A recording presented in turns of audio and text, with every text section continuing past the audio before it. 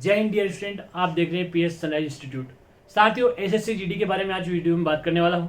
SSC GD एक ऐसी exam है जहां फौजी बनाए जाते हैं, बंदों के अंदर जुनून होता है और इसको पार करने के लिए, इस एग्जाम को क्लियर करने के लिए 50 से 60 लाख फॉर्म हर साल डलते हैं। लेकिन क्या ये इतनी आसानी से पास हो जाती है, ये क्वेश्चन है। अगर हमको इसको पास करना है तो इसकी क्या प्लानिंग बनाए और ऐसी क्या स्ट्रेटेजी बनाए कि आने वाले 60-70 दिनों में जो एग्जाम होने वाली है, फॉर्म अभी डल रहे हैं, तो उसमें हम आसानी से इस एग्जाम को क्लियर कर दें। साथियों, ये एग्जाम ऐसी है जहां एक जनरल का बंदा 23 साल का बैठता है, वहीं ओबीसी का बंदा 26 साल का बैठता है और एसटी एससी वालों के बंदे 28 साल का एक साथ बैठते हैं। यानी कि आपका जो एज ग्रुप है ये काफी खतरनाक कंपटीशन बना देता है। इसलिए यहाँ पे ऐसा होता है कि जनरल का कट ऑफ भी कम चला जाता है, ओबीसी का ज्यादा चला जाता है। तो ये सब चीजें फैक्टर रखती है, इसमें मैटर करती है। लेकिन मैं इस वीडियो में बात करूंगा सिर्फ आपको क्या स्ट्रेटजी बनानी चाहिए, किस तरह पढ़ना चाहिए, एग्जाम कब होगी, इसके बाद एग्जाम का लेवल क्या रहने वाला है, इसके बाद आपको कितने टेस्ट अभी तक एग्जाम तक लगा देने चाहिए, या फिर सब्जेक्ट वाइज जो स्कोर है आपका वो क्या होना चाहिए। आप सभी को बता दूं, आप इतना तो जानते होंगे कि 80 क्वेश्चन होते हैं, 20-20 के हर सब्जेक्ट के आते हैं, चारों के हिंदी और इंग्लिश ऑप्शनल रहती है, आप कोई एक चूज कर सकते हैं। इसके बाद 160 होता है, इसमें जो जनरल कट ऑफ रहता है, जिसे जनरल कट ऑफ 135 में यहाँ लिखा है कि आप इतना टारगेट कर सकते हैं। ओबीसी से तो आप 140 भी टारगेट कर सकते हैं, क्योंकि इस बार जैसे 25 की जो वैकेंसी है इसका कट ऑफ तो लगभग 126-27 जा रहा है जनरल का, 130-132 जा रहा है ओबीसी का।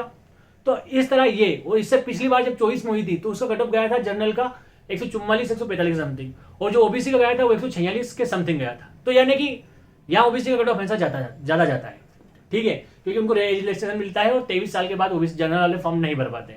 तो इसलिए यहाँ पे फॉर्म जो है ना जनरल का कम कट ऑफ जाता है और ओबीसी का ज्यादा जाता है। सबसे पहले बात करूं मैं स्ट्रेटजी की, तो साथियों आज से 70 बाद यानी कि मार्च के स्टार्टिंग के जो वीक है उसमें आपकी एग्जाम हो जाएगी स्टार्ट। तो आपको अभी लगभग 60 से 70 दिन बचे हैं। तो आपको ऐसी प्लानिंग बनानी है कि 70 दिन में आपका सिलेबस भी कंप्लीट हो जाए, आपका प्रैक्टिस जो कर रहे हैं आप टेस्ट वो भी कंप्लीट हो जाए। तो उस पर अपन आज बात करेंगे कि किससे किया जा सकता है।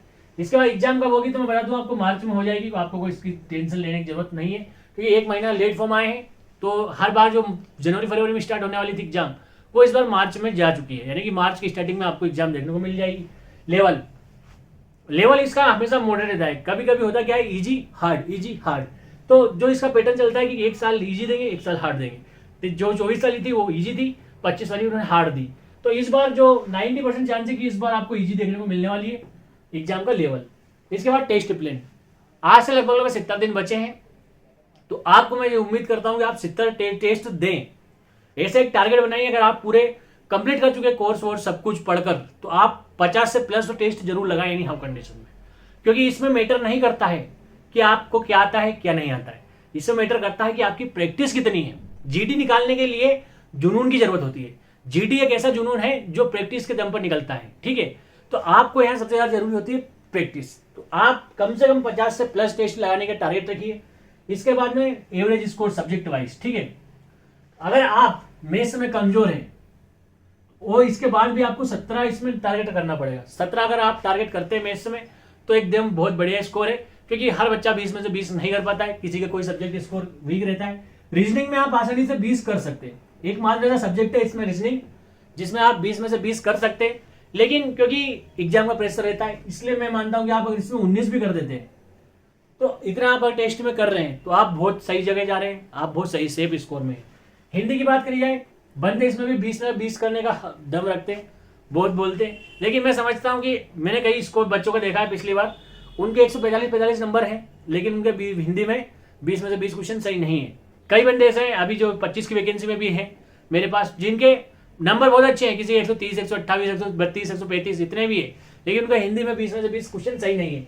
इसलिए अगर आप इसमें 19 भी करते हैं तो आप बहुत सही स्कोर पे जा रहे हैं।